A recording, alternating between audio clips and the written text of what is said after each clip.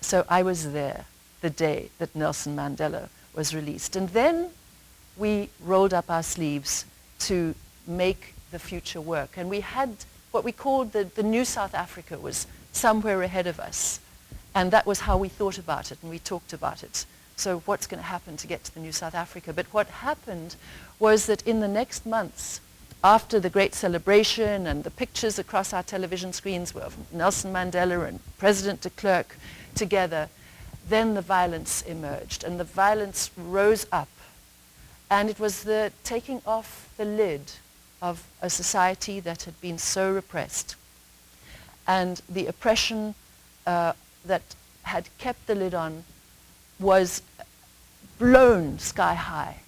And as it was blown sky high, we saw our dream of the new South Africa shattering. We saw that this violence was so great that it could destroy us and take us to that bloody revolution that we were hoping to avoid.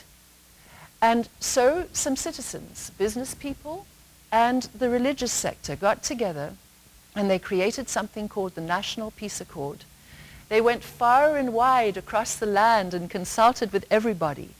And the National Peace Accord, which was the result of this consultation, was not only an accord on paper, but manifested as peace committees throughout the country that brought together the contending groups.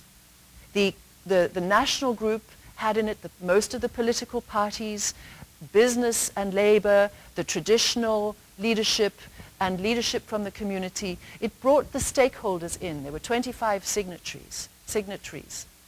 And these stakeholders formed the National Peace Committee, and there were then regional peace committees which did the same thing in each region, in each province.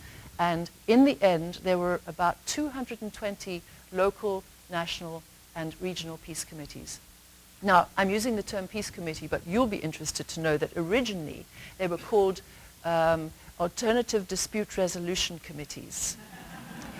And the history of that was that in the early 1980s, when the trade union movement had been legalized in South Africa, American trainers and British trainers mainly, and some others, were brought to South Africa to train both the trade unions and the employers. And so there was already a tradition of ADR in South Africa.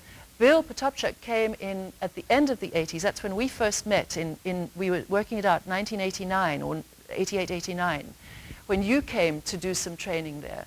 And so there was this tradition was drawn on by the people in business, and the religious sector had less of this, but they drew on this to create this National Peace Accord.